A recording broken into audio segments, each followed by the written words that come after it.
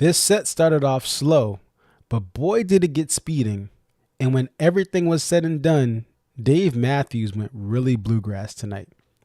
The Dave Matthews post-show stream will start now with a special presentation of one of the songs from tonight's SiriusXM stream.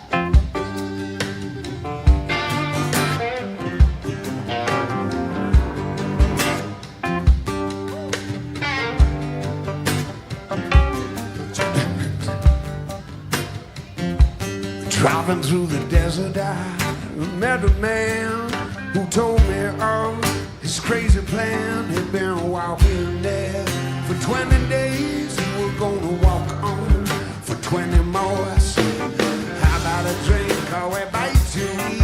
He said, no, my faith is all I need. He said, then save me, Mr. Walking Man, if you can. You don't need to prove a thing to me. Just give me faith, make me believe. Come on, save me, Mr. Walking Man. If you can, oh, save me, Mr. Stranger. If you please, save me, oh, stranger, if you please. Oh, am I too far gone to get back on there? Get back on. Yeah, let's see. How about you take a ride with me? We could kill some time and shoot the breeze. He said every whispering wind, the second counts. Brother, maybe if you walk, but you could drive around. Save me, Mr. Walking Man. If you can, now save me, Mr. Stranger. If you please, save me, oh, stranger, if you please. Oh, am I too far gone to get back on there? Get back on. Save me. I'm asking you to turn off the sunshine, no. And I ain't asking you to turn water into wine, no. I don't need you to fly. I'm just asking you to save it. Might try saving yourself. You might try saving yourself.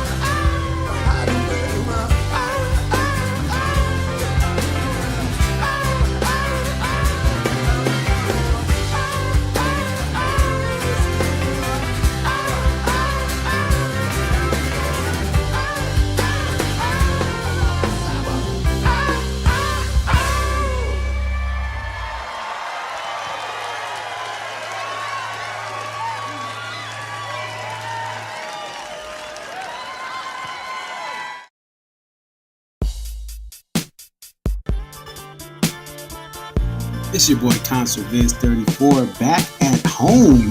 What up? What up? It's your boy Concert Viz 34. Yep, so your boy Concert Viz 34 coming to you here. What up? What up? It's your boy Concert Viz 34.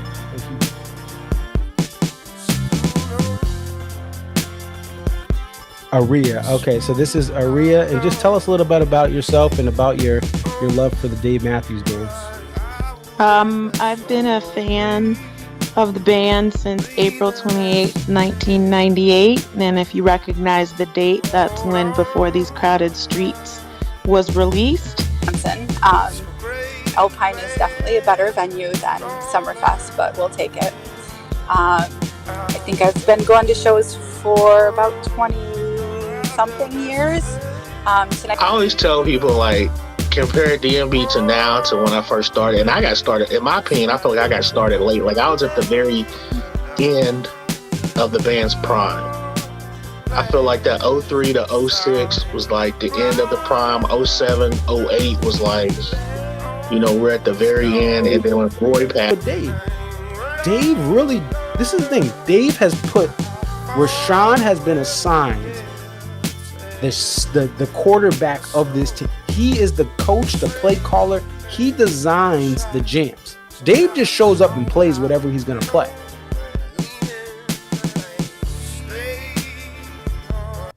Big Sky Country, stand up. Montana, stand up. Wyoming, stand up. Idaho, stand up. Shout out North and South Dakota as well. Billings, what up? Bozeman, what up? Helena, what up?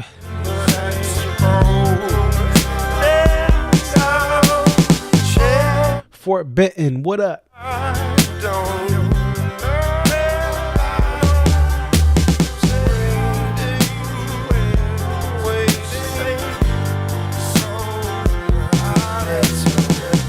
If you're driving through I-90 through this beautiful part of the country, shout out to y'all. Missoula, what y'all doing over there?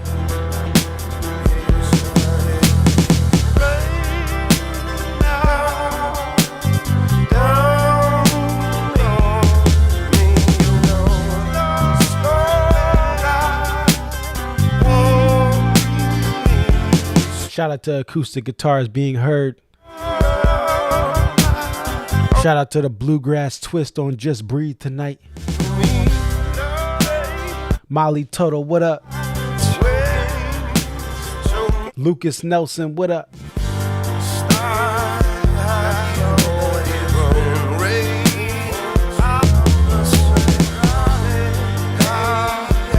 Shout out to all the outlaws out there.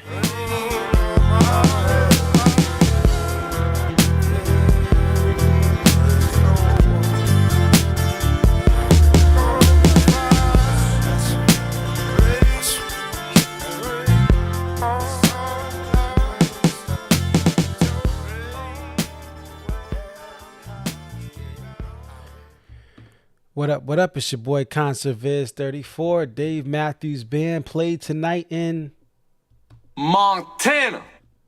And of course, we were able to cover this thanks to the folks at SiriusXM Radio, Dave Matthews Band Radio Channel 30. This was a pleasant surprise. Hey, Robin Popovich, hope all is well in Kentucky. I see you're on here watching the stream. Initially, this show, it's a Dave solo show, right? It's a rare occurrence, but I'll be honest, at the beginning of this show, it felt empty. It felt like there needed to be more, even though I had the full understanding that A, this was a Dave solo show, and B, this was a show that you're going to have a lot of casual fans. You have people that may not know the Dave Matthews or Dave Matthews Band catalog as well. Even though there were a lot of fans of Dave Matthews D&B there still were people who were there for other acts. There were people there for the fundraising. There were people there to have a good time in the Big Sky country. This part of the country is now being eaten up by wealthy people. It is hard to find affordable lodging because of that. But it is a getaway for many people. And so because of that, the first part of this show was, it was okay. It was okay, right?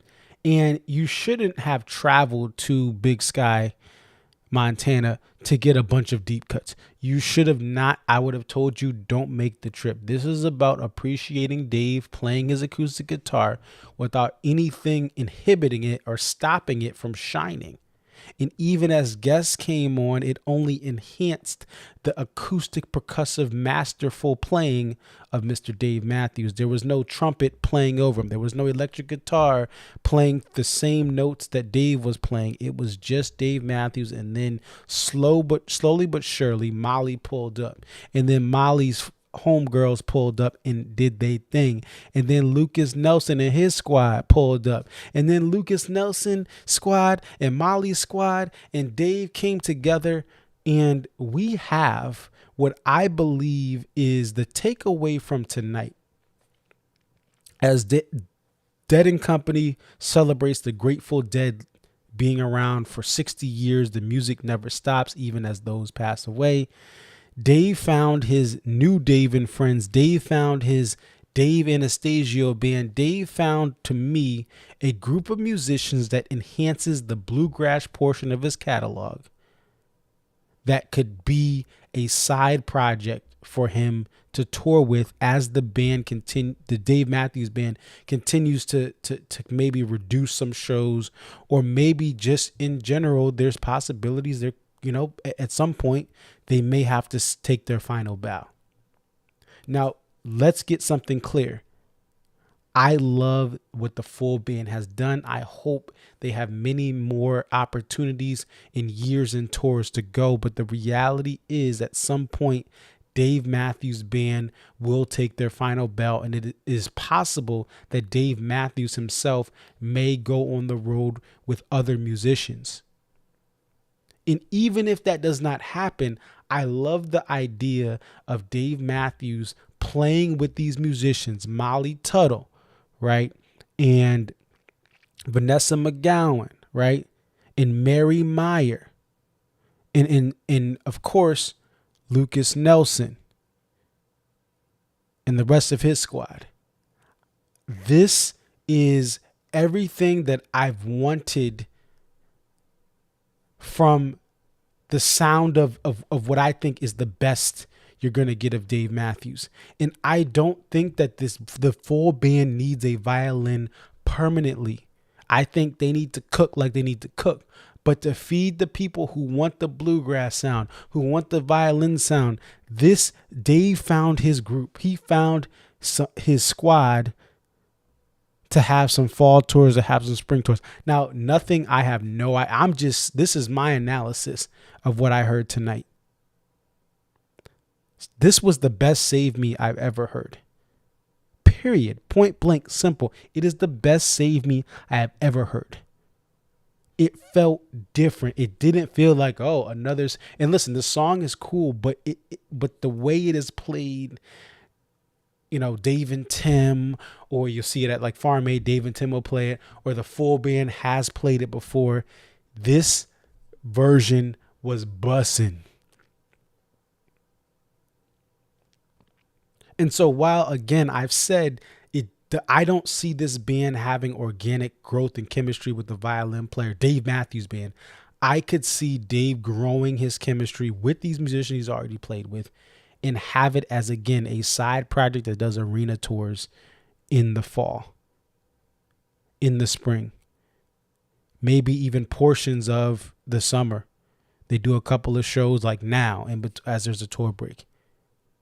I think this is the best blueprint going forward for the Dave Matthews universe, the Dave Matthews Band universe, whatever you want to call it, the multiverse. Work with these bluegrass artists, with these country, with this, whatever you want to label what you heard tonight. Work with that on the side like Trey has Tab, and then keep DMB as it is. And maybe still you have some guest violin players with DMB. But I think it just felt organic the way they all came together. Now, I'll tell you this. Shout out to people on the ground giving me reports. People I know who are there. Let's go to the set list here. Right? So this set, when you look at some of the highlights, like Oh Sister and the Tripping Billies and Lucas playing with the band, this stuff was sound checked today. So I was aware of this stuff being cooked up thanks to people, boots on the ground, that were giving me information.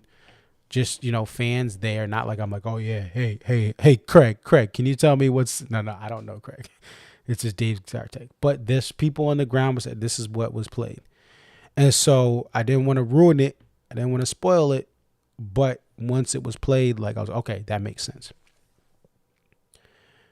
And so this is just, to me, that's the highlight. This started off kind of like, all right, Bartender, amazing. First little thing with Dave by himself since 2015. Those are two standouts. Everything else, it was just like, all right, it's cool. It's again, I can listen to Dave play his guitar all day, but it was like, it's cool. All right, yeah. But once it got to Molly popped up for Oh Sister, you had the two guitars. Then you had Mary Meyer on mandolin and Vanessa McGowan on that upright bass, like a DMB 2 sets type beat, And then they did Tripping Billies and Mary Meyer's transition from the mandolin to the violin. That's the type of versatility I think these musicians could get together and cook up. Yes, in the 12-string Madman's Eyes as well, which also you have those octaves. When you have those extra strings, what it does is essentially you have an extra octave for each string, and it gives it a fuller, unique sound. Okay. And so let me just slide in a couple of things here. I want to just give you some sound bites, but I strongly recommend you subscribe to SiriusXM Radio and listen to these shows as they are available for on-demand replay through the app. Get the app, like my phone here. Do not, the car radio. Now I have a combination. My plan has my car receiver can get it and my phone. But if you have to pick one, and honestly, the best economic saver is to just get the streaming app, because I listen tonight on that on my laptop. I don't have to be in a car at 1 or 2 in the morning, right? Listening to this outside, and you can pause it and you can adjust it. And when they have the replay ready to go, you don't have to wait in your car until they play the replay. You can listen to it on demand. Okay. So that is kind of my spiel that, hey, get this. But I'll play a couple of things for you that I had marked down. I didn't capture the full show, but again, listen on SiriusXM Radio. But we do have a couple of things here. So first, we have a Little Thing. I'll play you a little bit of that. And this was, again, it's one of my favorite Dave chord progressions here, just because it feels great to play, and it's beautiful. But let's listen to a little bit of Little Thing here, and let's let Dave talk. This is a strange song. It's been a while.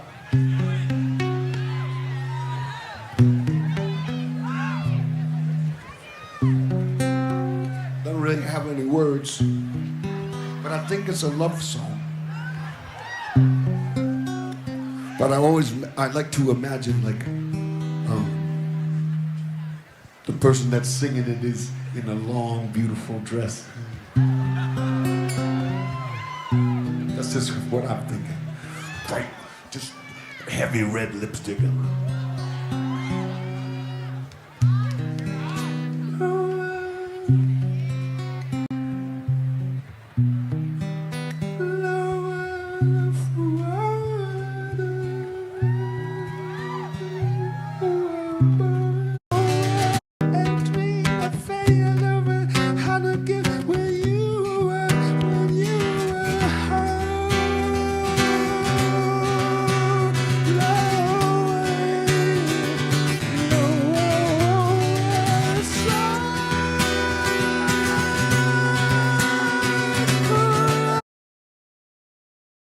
All right, so there's a little bit of Little Thing right there. Beautiful song. And last time I played Dave Soul, like I said, that was in London in 2015. Now, what happened is Dave started off that encore playing Little Thing, then played a little bit of Dodo, a partial of Dodo. Then the full band came on for a couple of songs there to close out that encore. I would love for Little Thing to be in the encore. Right before Little Thing, we heard Rye Whiskey, which needs to leave the encore of Dave Matthews Band shows. For this event, it's a cover. It's a song about drinking. It's going to land for this casual crowd. But for E1s, I would love to see Little Thing pull up, and it'd be a beautiful addition to a great tour where we've seen openers and set closers and encore closers be unique.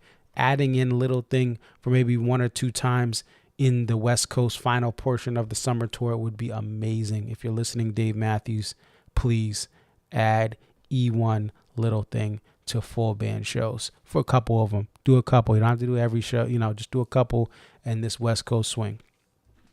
All right, next up, we want to listen to Peace on Earth because this was the first time I personally noticed it. I'll have to check some of the audios, but as you guys know, if you don't know, I made a multicam for the Houston show, Dave Solo. Thank you to the amazing fans. I was not there, but I got so much video. I was able to make that multicam. You can watch it on my YouTube channel, and it'll show you that fun Dave Solo show. Now, for that show, Peace on Earth, that was a debut. First time it was ever played. And so when that was played, there was not a lot of things fully established in that initial play that we then, would eventually get as the band played some full band stuff, including when I was on my run of Guilford and SPAC a couple weeks ago. So let's listen to Peace on Earth because first we want to listen to Dave because he's going to start playing the bridge, kind of just get himself ready to play it with everyone else. Sorry, with just himself. But he's getting ready to play it for the first time, Dave Solo. So he's kind of practicing it. Let's listen here. Like this beautiful place, all over the world, and everywhere I go, I find people that I fall in love with, with all my heart. Let's get a cup of coffee. Let's go get a drink, And then when I hear politicians and I hear leaders talk about different people and how often they. All right, so that was before they started playing it, and then this is Peace on Earth. You're gonna hear that kind of Middle Eastern inspired bridge or outro, whatever you want to call it. Let's listen in here. Yeah, the monster is a dog, but what about the monsters? Everybody want peace on Earth, but what about the monsters? Yeah, everybody want peace on Earth, everybody want peace on Earth, but what about the monsters? Yeah, everybody want peace on Earth, everybody want peace on Earth, but what about the monsters?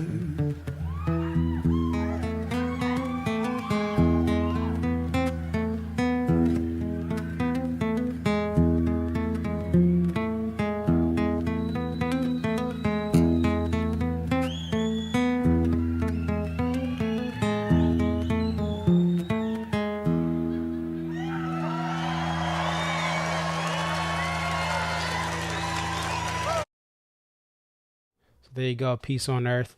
That ending, he only played it very briefly. He did not extend that out. But again, Dave Solo stuff, things are condensed.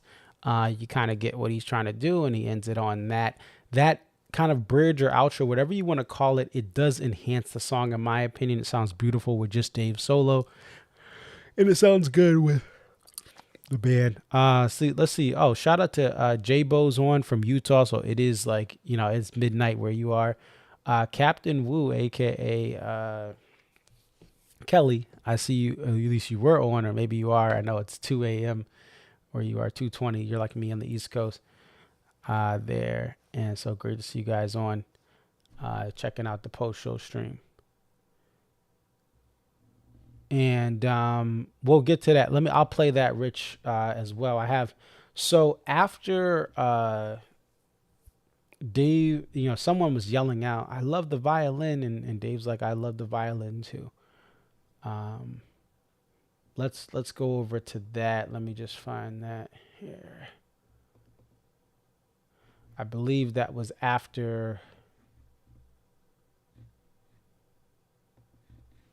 Let's try to find this dude. I recorded a lot of the guest stuff here.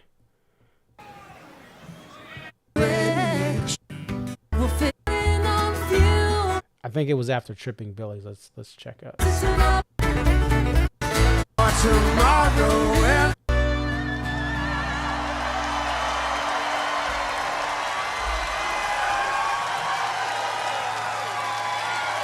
Molly Tuttle, Mary Meyer, and Vanessa McDonald.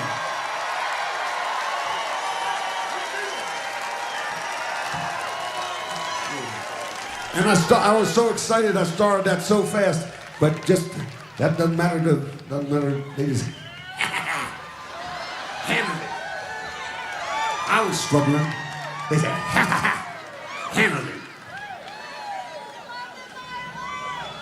Yeah, me too.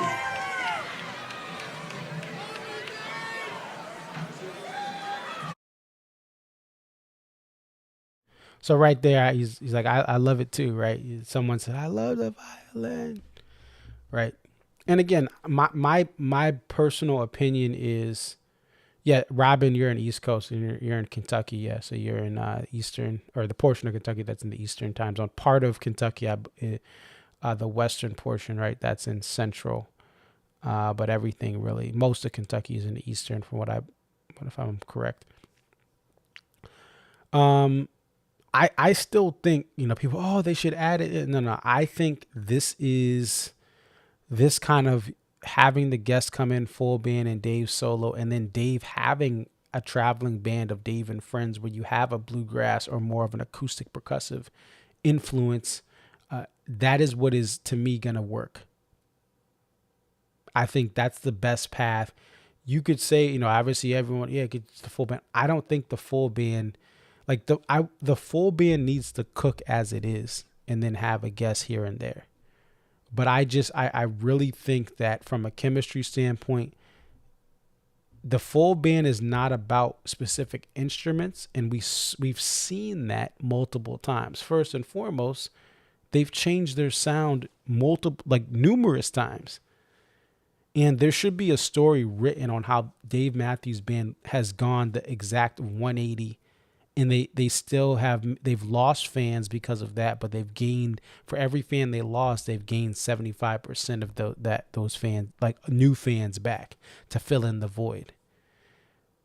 But you go from a Tim Reynolds sound in the 90s where he's a guest and he's not playing a lot of distortion, or it's really low when he does play distortion, to then Tim Reynolds in 2008 to 2010.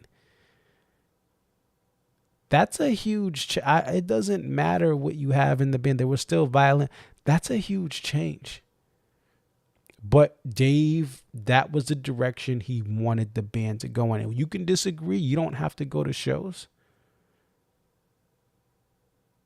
But that's just how it was. And listen, I don't go back to 2010 shows outside of the Hartford show that had all those Liberations. I don't go back and listen. I don't like 2010. Personally, that sound to me is pass, and it's all Big Whiskey.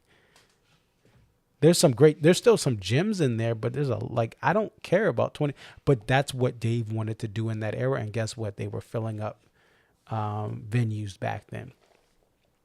To this day, they've had to reduce touring, but they're still selling well for the current market. And when many bands are struggling to sell tickets, DMB is filling up these venues still without a violin, and by doing things like playing the crazy sets with unique openers and closers and having streaks like that. So that has always been my belief, that this current band, if there was a way to add a violin in, they would do that. But this is a band about people. This is a group. This is an organization, the DMB organization. It's about people. It's not about instruments or your role, necessarily what your skill set is. They don't care what degree you have. This band, as they should, they don't just let everyone come in. They don't just do things just to do things, right? And so it's a very unique. The walls are up for certain things, and sometimes they'll let those walls down. And you think about Dave and Molly Tuttle. You think about Dave and Lucas Nelson. You think about Dave and some of the people he works with. He doesn't just pick another super famous person. He's not touring with Kenny Chesney, right? He's not just like, he's had a collaboration with him, but he's not just bringing out his buddies like Kenny Chesney or Bruce Springsteen or Billy Joel. He just will pick he'll pick, hey, I want Jimmy Cliff for these tours. He's done a couple tours with Jimmy Cliff as the opener. I want Mavis Staples as an opener in 2 different eras of the band. Now, they're still big names, but they're not like, he's not bringing out Bono with him. They just let certain people. And so that's the mind of Dave Matthews and the band, the organization. They're just, it's, if you get in, if you get their trust, if you have that chemistry with them, they'll bring you in. And that's just how it is. Love it or hate it. All right. So let's go over. Let me just bring up something. Speaking of violin, I did want to bring up a kind of, this is my projections of when there's a possibility of violins for this West Coast run. Again, this is not a guarantee. Do not say Concert Viz told you to go to this show because there's a violin. Travis says, would love to have seen Dave and John Mayer set for, yeah, me too. Those are 2, if you look over to my left, I have a Micro Qtron and I have an Ibanez tube screamer. That's John Mayer.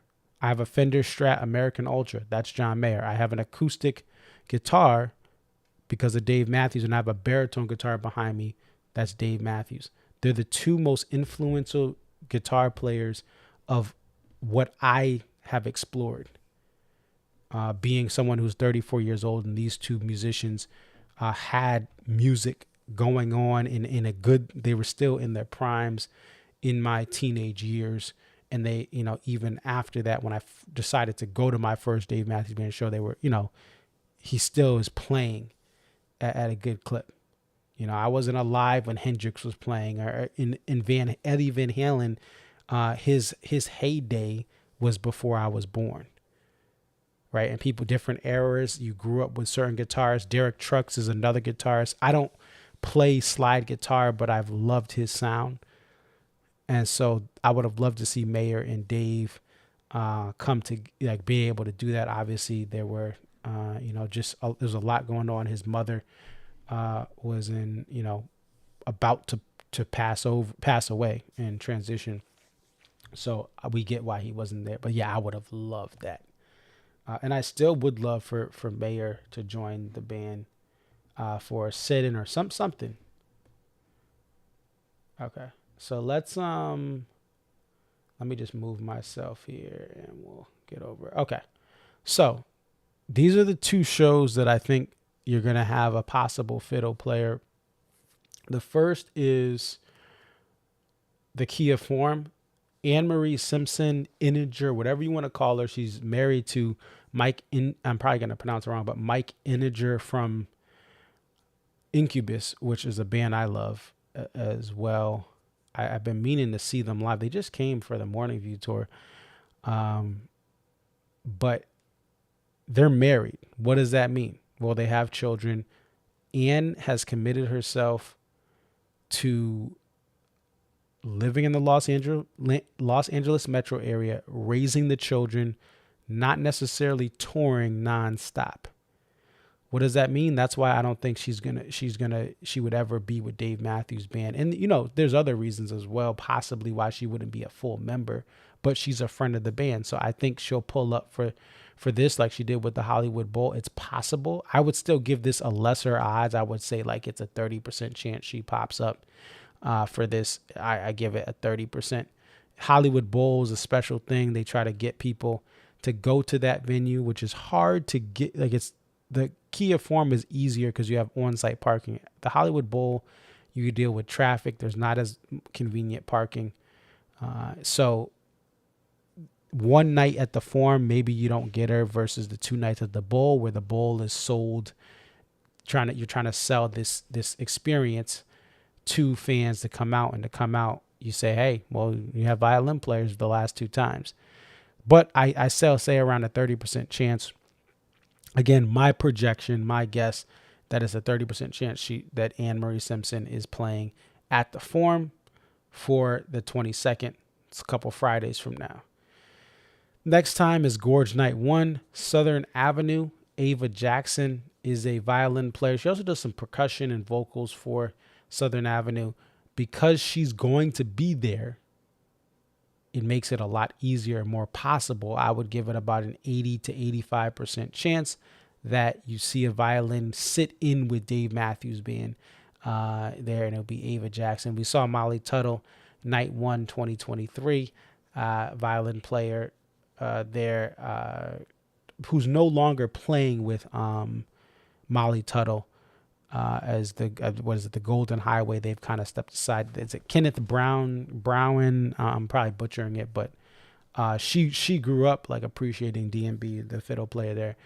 But so I think just like you saw 2023 Gorge Night 1, I think you see Gorge Night 1 2025, a violin player hop in for a song or two there at the Gorge. Those are the 2 shows that I think have, that you can be on a violin watch or fiddle watch.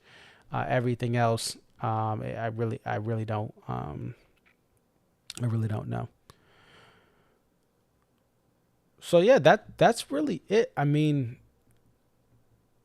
it's I think the end of this show is phenomenal. We'll close out with the ants marching very shortly.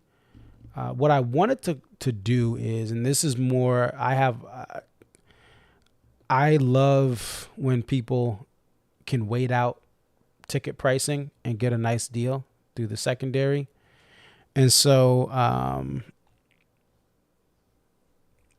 let me see if I can find it.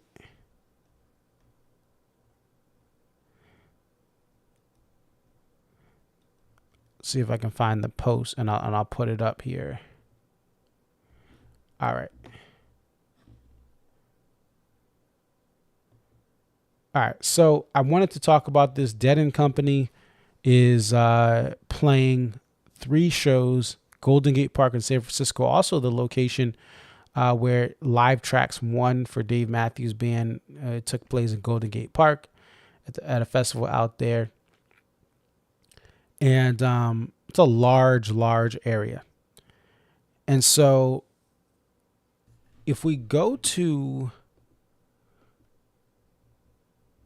the map here, this is what Ticketmaster was looking like here as far as the general cost to go to Dead & Company if you wanted to buy on the on sale. I'm going to put myself over here for right now. Okay. So the face value of a GA ticket was $635. And again, you could be like 2 or 3 football fields away from the stage if you don't get there early enough for general admission. Very large park, very far from many fans. And then you're also, if you're not that tall, you're probably not even, you're looking at screens. $635 for 3 days. The VIP, about just under $1,700, just over $1,700. And super VIP, you just got to have just over 6 racks. That's a lot. So I thought these prices were crazy for a couple of reasons. First of all, you have an aging fan base. Even though you got some YNs and some young. No, you don't have YNs, but you got some youngins who are in their 20s and 30s. I'm 34, and I discovered the Grateful Dead.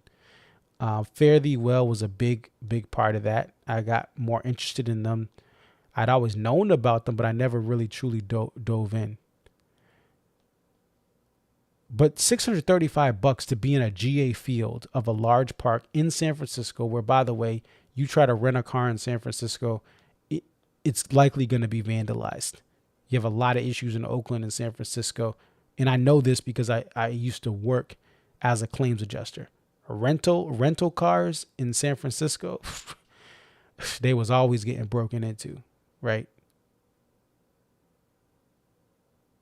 And so it's a lot of different hurdles to get to San Francisco, the Bay Area, and get transportation and be in a big old field. I was like, I knew when this went on sale, I was like, ain't no way. I know they seem to be holding back tickets and they created this false demand, but I knew that this thing was not going to be something where, oh, it's going to sell out. Oh no.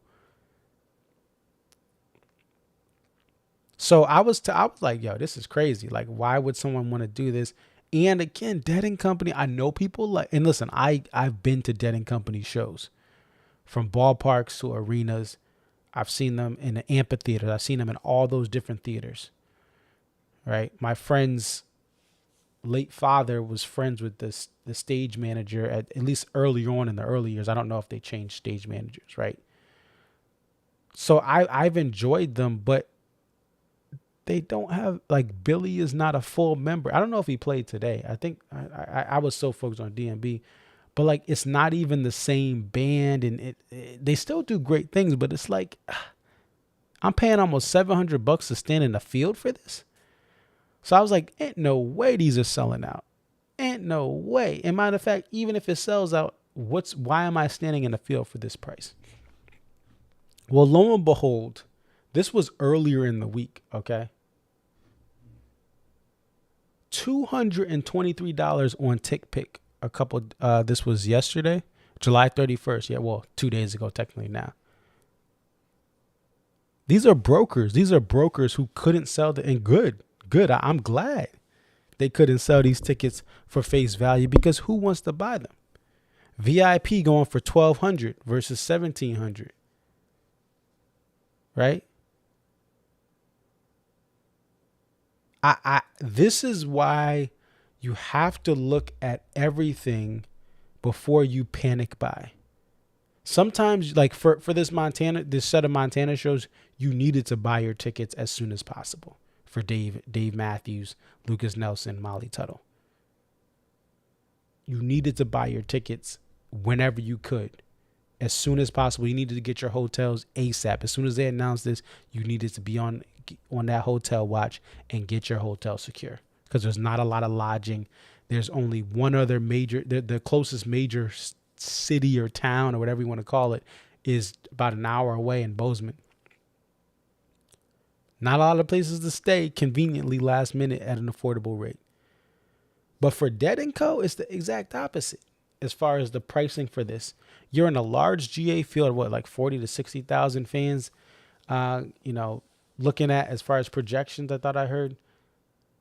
And the fan base is old. And also, so number one, these expectations of filling up a GA field where 90% of the fans can't see the stage. And again, this is Dead & Company. This is not Phil Lesh. RIP to Phil Lesh. He's not pulling up. This is Dead and Slow. This ain't the Grateful. This is not the 80s Grateful Dead coming back to life. Jerry Garcia is not popping up, coming down from heaven. Ain't no way I'm paying $635. $223 right there. If you waited until the week of, get your hotel, maybe get your flight, and wait it out in $223. That's less than half of what it costs on the on sale, where people had widespread panic, pun intended.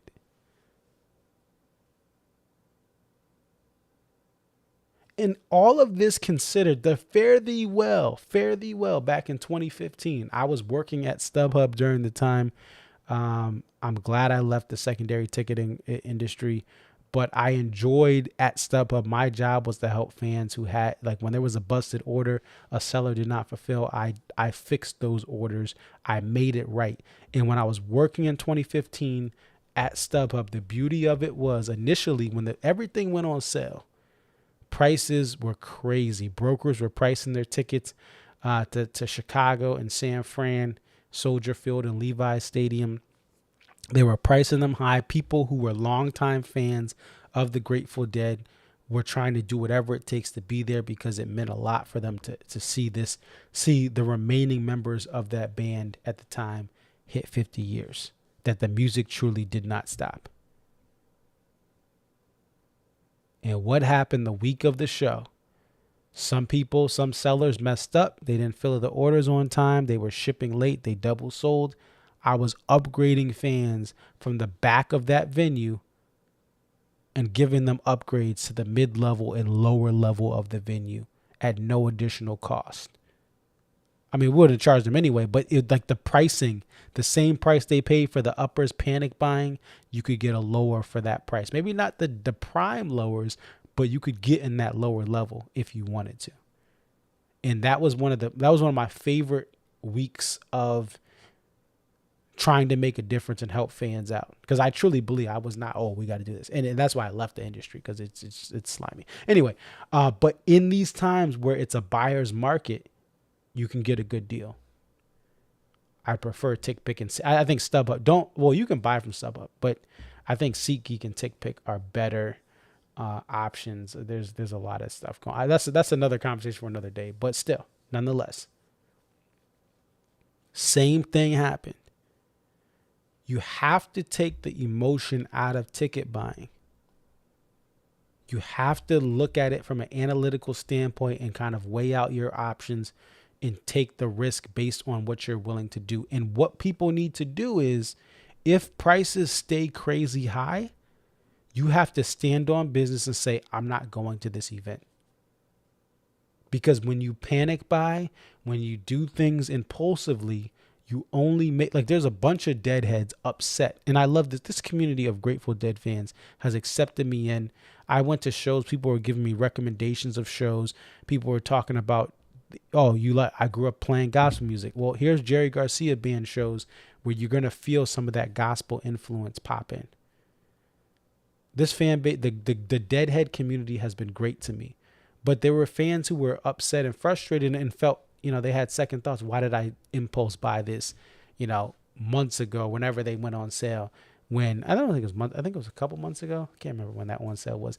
They were like, why did I do this? And now tickets are down to $223. Yeah, you gotta take and it's hard because we love this music, right? This music means so much to us. But you gotta wait it out in situations like this. There were so many things that, like, just if you're paying attention, would have told you that. Now, I want to give you this was the last post. I just want to show you because tickets went even lower than that. All right. So I'm going to transition this over and let me get myself over here so you can see. This was right before the 3-day passes closed down. You'll see a GA ticket for $171. $171. Okay. So let's take that, because I have to use my calculator. 235 minus 171. Oh no, sorry. 635 minus 171. 635 minus 171. $464 in savings. Just by being patient and saying, there's not that many Grateful Dead heads that are going to pack this place where it sells out this large, extravagant park. Dave Matthews Band in 2004, yes. Some of y'all have been there. I've talked to some of you guys who were at that festival. It's packed. That's D&B in their prime. This is the Grateful Dead. Bobby, listen, they're legends. They're at the end. I hope they have wellness and health and joy. Bob, and listen, Jerry's gone. R.I.P. Jerry Garcia. And I love Mayer. Mayer is, again, one of the influence, but this ain't the same thing. I'm sorry. Who goes back? Listen, I'm sorry. Who goes back? Even if you're watching this, maybe you're at the 60th anniversary. What is, like, has anyone ever gone back and be like, oh, I'm gonna listen to that Dead and Company show from 2015? No. If you're a Deadhead, well, maybe someone did. If you're a Deadhead, you go back and listen to the Grateful Dead 9 times out of 10. You're not listening to a Dead and Co show from 2017. Like, I actually bought the show I was at in City Field. Was that? I can't remember what year that was. And that was a great show. There's no replay value. There's absolutely no. I'm just gonna listen to the great. And again, I'm a Mayer guy. What's the point of listening to Dead and Company when you can listen to Grateful Dead, or like in your own leisure? So these shows, it's gonna be special. Like, don't get me wrong. These shows are going to be special in as far as just the celebration, the emotions, the guest sit-ins. Although Billy Strings only played one song with the band, they should have did more. Just one. He played more with Fish than he did with the Grateful Dead. When he was out there, and that was in Grand Rapids, he played more than one song, right? Anyway, the Grateful Dead legacy is part of the reason that Dave Matthews Band became who they were. I appreciate and love it. But this selling nostalgia by the pound, it's a Genesis reference, selling nostalgia by the pound, right? No, sir. No, thank you. Not to that level. Even tonight, I didn't buy the stream. I listened to it on Sirius XM radio before Dave Matthews set. And again, some people may pay for it, but this nostalgia price grabbing stuff has gotten out of control. Out of control. All right, let me close this show. I did mean to go on that rant. That's what I'm feeling right now. You guys can skip over it. This is gonna be the outro here. We're gonna close out with the ants. I want you guys to hear this here. Beautiful, beautiful ants. Also, Volta, shout out to Volta. Go to volta.live this weekend. Watch the multi-view replay on demand, meaning you can watch the full show. You can control what you want to watch. We'll talk a little bit more about that tomorrow, and I'll have some other things on that. But thank you to Volta. Thank you to Dave Matthews Band. If you had issues during the live stream, I know there were some people that did have some outlying issues. Watch it now on demand. It's running great. I checked it out earlier. Go ahead and take a look at that. All right, your boy Conserviz 34. Let's close out with the ants marching. Yes, there's a violin. Stop crying. Here you go, guys. I want a violin. Yeah, here you go. Here you go. Here you go. Pretend that I wasn't afraid it's gonna light me up. But this is a nasty band right here.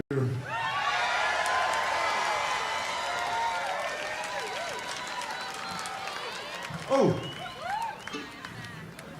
Molly done come back too.